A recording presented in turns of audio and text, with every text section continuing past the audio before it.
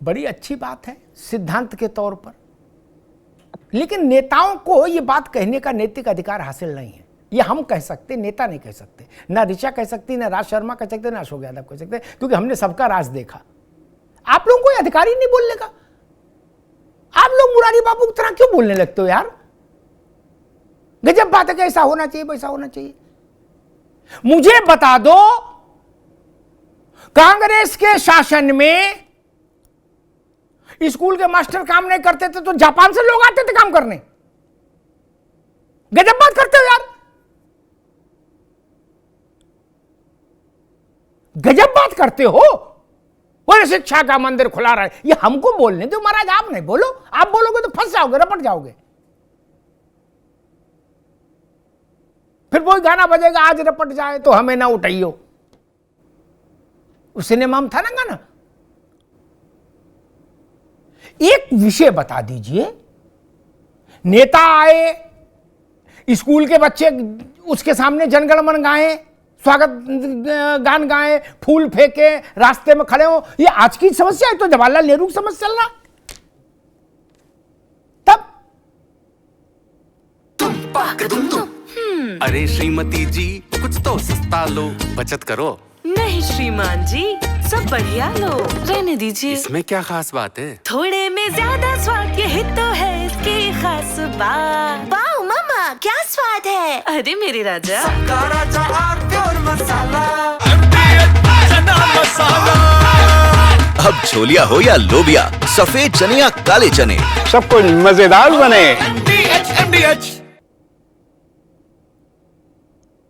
इसलिए स्कूलों की चिंता नेताओं को नहीं होनी चाहिए, क्योंकि वो आपसे मैच नहीं करती, आपकी प्रोफाइलिंग से वो चिंता मैच नहीं करती। राज भाई ठीक नहीं है ना? स्कूल कितना भी बंद रहे, आप लोगों की राजनीति चलनी चाहिए। स्कूल से क्या लेन देना आपको? कब कोई इसी चिंता की बात नहीं। और हमने तो ऐसा देखा, बड़े नेता की सभा है, भीड़ नहीं जुट रही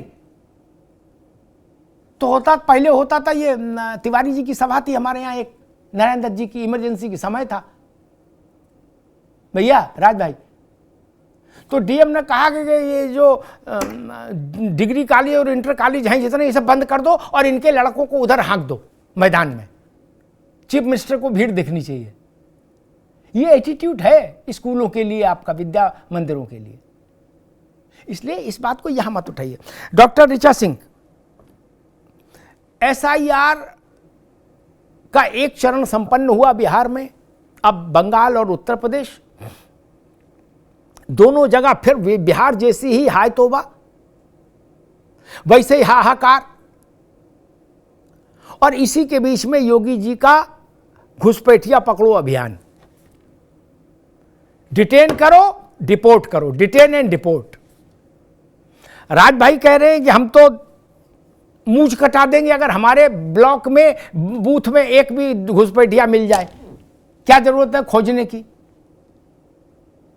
वो कांग्रेस कह रही है कि केवल सनसनी पैदा करने के लिए घुसपैठ बनना, 2 4 5 10 मान लो कहीं पकड़े भी जाए छुटर पुटर तो वो ऐसे ही एडजस्ट हो सकते थे, कहीं भाव ऐसा है, उसके लिए डिटेंशन सेंटर और ये सब क्यों?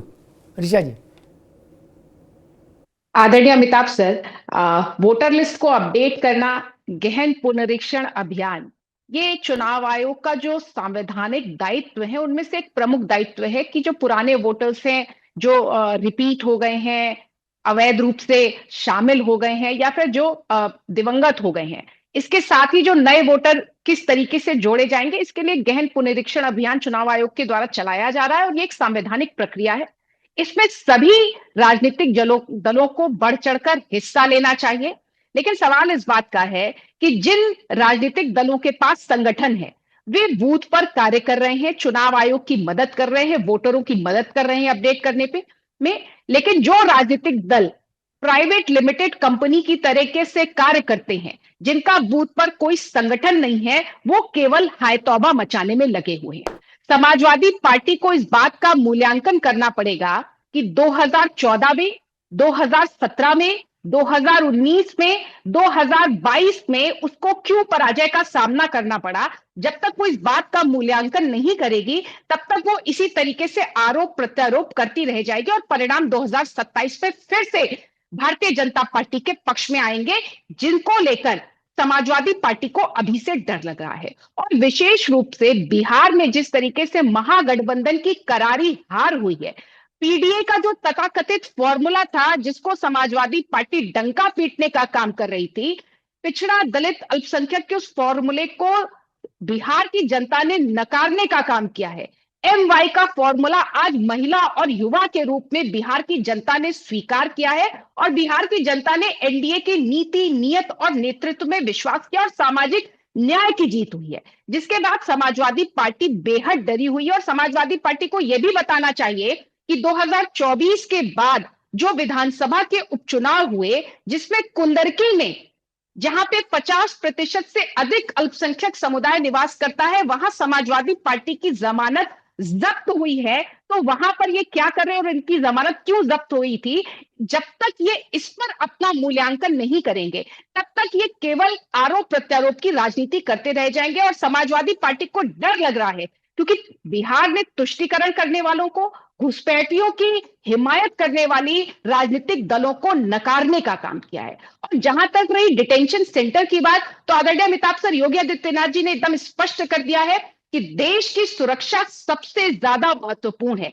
देश की समरसता महत्वपूर्ण है। और जिस तरीके से अभी पिछले दिनों मेडिकल यूनिवर्सिटीज का नाम आया, दिल्ली में जो विस्फोट हुआ, मैं आपको कहना चाहती हूं कि राज शर्मा जी अभी बड़ी डंका पीट के एक बात कह रहे थे, कोई भी एक निकल आए। हम लोग तो यही मानते हैं कि हमारे आसपास घुसपैठिए नहीं होंगे, लेकिन प्रयागराज का जो प्रतिष्ठित मोतीलाल नेहरू मेडिकल कॉलेज है, वहां से पढ़ी हुई एक महिला डॉक्टर का नाम इस पूरे जो है घटनाक्रम में आया है, जो कि हम सब के लिए बहुत शर्मनाक है।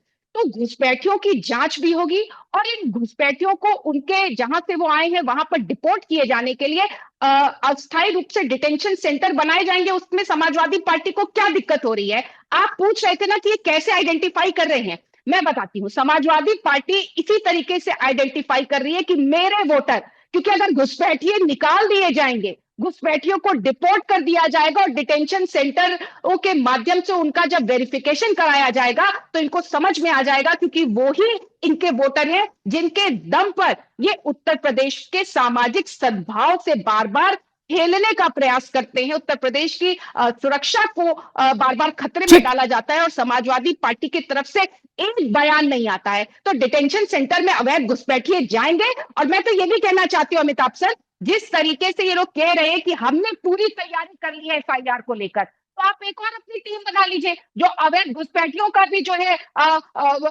उनका भी जिसको कहा जा सकता है कि वेरिफिकेशन करे जाकर, और उनके भी अगर इनको लगता है तो वहां पर भी जाकर अपने लोगों को खड़ा कर दें। लेकिन अगर आपके बूथ पर लोग हैं तो आपको SIR की प्रक्रिया, ठीक है डॉक्टर ऋचा भी रुकना होगा। अशोक यादव जी, बीजेपी कह रही है कि डिटेंशन सेंटर में जो रखे जाएंगे वही तो असली वोटर है सपा के, इसीलिए सपा को समस्या है। वो कह रहे कि बिल्कुल घरौआ वही लोग हैं सपा के। अमिताभ जी देखिए, 1966 में एक मूवी आई थी, उसका मेरा साया, उसमें एक गाना था, आजकल वही गाना घुसपैठिए गा रहे हैं, तू जहां जहां चलेगा तेरा साया साथ होगा। ये घुसपैठिया भाजपा को गाना गा के सुना रहा है कि जहां जहां तू चलेगा मेरा साया साथ होगा। अभी घुसपैठिया बिहार में था, वहां से माइग्रेट करके घुसपैठिया जानते कहाँ जाएगा? बांग्लादेश चला जाएगा, जा रहा होगा, ट्रेन उन बुक हो गई घुसपैठिया। नहीं अशोक जी, एक मिनट अशोक भाई, एक मिनट अशोक भाई, एक मिनट फिर बोलेगा, एक मिनट।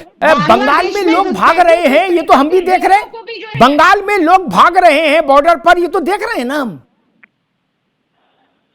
अशोक जी, हाँ आप कहिए जी। देखिए ऐसा है, तू जहां जहां चलेगा मेरा साया साथ होगा। ये भाजपा और घुसपैठिया और भाजपा। आपको मैंने भारतीय जनता पार्टी की सरकार घुसपैठियों पर आप ही के चैनल पर मैंने जितना हायतौबा मचा ले, लेकिन घुसपैठियों पे तो कार्रवाई होकर रहेगी। और अगर आप देश गाना तो अच्छा लाए अशोक जी, इसमें शक नहीं भाई, गाना पुराना लाए, बिल्कुल बड़ा अपने दौर का प्रसिद्ध गाना था जी। अमिताभ जी, एक रिपोर्ट मैं बताया था आपको, ये लाइव ला की रिपोर्ट थी 5 नवंबर की, जिसमें भारतीय जनता युवा मोर्चा का एक विक्रम राय करके था, वो उसने घुसपैठियों को घुसाते हुए पकड़ा गया, जानते हैं, STF ने पकड़ा था और घुसपैठियों का कागज भी बनवा रहा था। 2 साल जेल में था, उसके बाद हाई कोर्ट से उसकी जमानत होती है। वो भारतीय जनता युवा मोर्चा का पदाधिकारी। अब आप बताइए कि एक तो पकड़ा गया, न जाने कितने ये सब सरकार के और भाजपा के सारे काम कर रहे हैं। तो इस तरह के घुसपैठिए भाजपा के ही लोग हैं। वो भाजपा घुसपैठ करवाती है तो ताकि चुनाव में उसका हिंदू मुस्लिम करवाए। अशोक भाई देखिए पूरा विश्व, अमिताभ जी बस 10 सेकंड, पूरा विश्व इस तरह से इलीगल माइग्रेंट्स का शिकार हो रहा है, जिसमें भारत भी है। लेकिन पूरे विश्व में सरकारें उसको रोक रही हैं। हमारे यहाँ सरकार घुसपैठ करवाकर उसको चुनावी मुद्दा बना रही है। यही बेसिक डिफरेंस है और ये नहीं होना चाहिए। घुसपैठी अगर है तो आप 14 से आप सरकार में हो, केंद्र सरकार में हो, आपके पास एजेंसियां निकाल के बाहर करो। ठीक है, हमको दिखा। ठीक है राज भाई, भैया ठीक है अशोक भाई, बाहर किए जाते हैं तो सबसे पहले समाजवादी। एक बार रुको भाई। संजय राणा, समाजवादी पार्टी ने कई बताया कि घुसपैठी और भाजपा का रिश्ता है। एक सिनेमा गाना बहुत पुराना अशोक जी लाए, तू जहां जहां चलेगा मेरा साया साथ होगा। तो क्या अगर ऐसा है जैसा वो कह रहे, तो क्या सपा और कांग्रेस के लिए ये जरूरी नहीं था कि पूरे देश में अपने लाखों कार्यकर्ता घुसपैठियों की पकड़ के लिए छोड़ देते, बोले जाओ बेटा घुसपैठी ढूंढ के लाओ?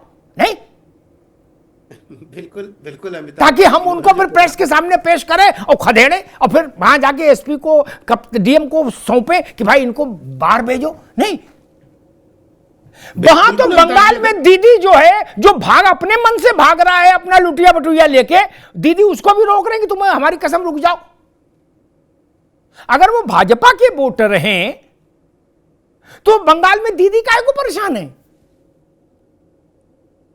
बिल्कुल आपने सही कहा। देखिए अभी इन्होंने बहुत अच्छा गाना गाया है जो पिताजी के जमाने का है, भाजपा के साथ होगा पता किसके साथ होगा। देखिए सिंपल सी बात हो, जब इन घुसपैठियों पे ठोकाई होगी तब हमारे यहाँ मातम मनाई होगी। तो इनके ऊपर भी गाना सही होता। मातम कौन मनाता है भाई? इन पे कार्रवाई होती तो मातम मनाने दोनों पार्टी आ जाती हैं। देखिए दो हमारे बड़े भाई लोग बैठे यहाँ पे, इन्होंने एक अच्छी बात बोली कि भाई बीएलओ पे बड़ा प्रेशर, कोई आके डांट देता है तो बेचारे आत्महत्या कर लेते हैं। भैया राहुल गांधी तो 95 चुनाव हार गए, रोज ट्विटर पे सुनाए जाते हैं, हर जगह दौड़ाए जाते हैं। अभी तक तो विदेश में काहे नहीं कुछ कर ले रहे। देखो एक तर्क होना चाहिए, तर्कात्मक बात होनी चाहिए, बिना तर्क की बातें नहीं करनी चाहिए।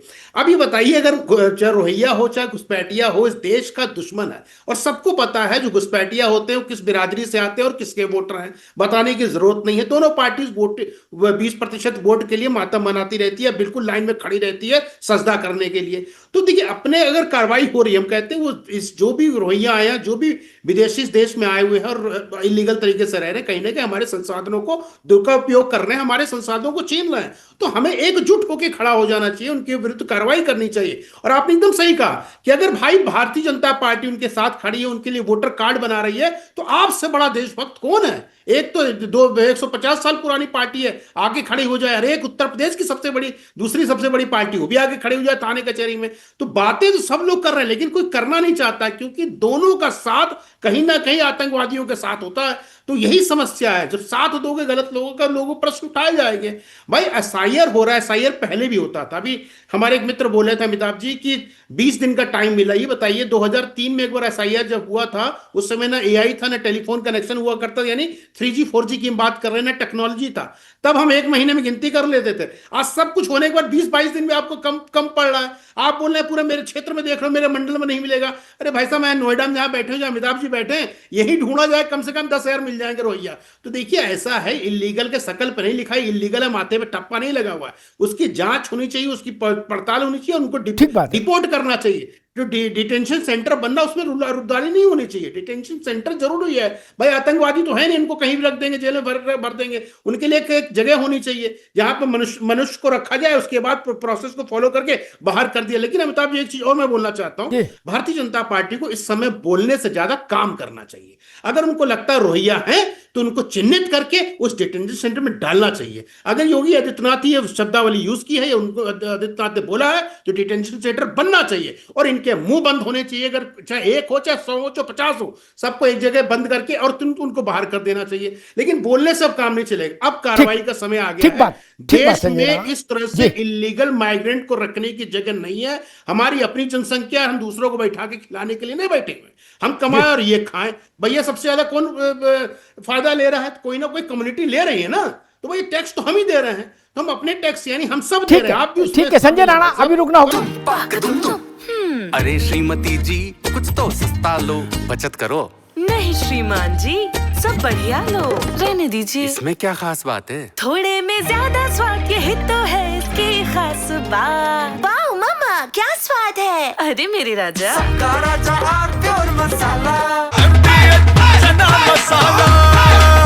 अब छोलिया हो या लोबिया, सफेद चने या काले चने, सब कुछ मजेदार बने। MDH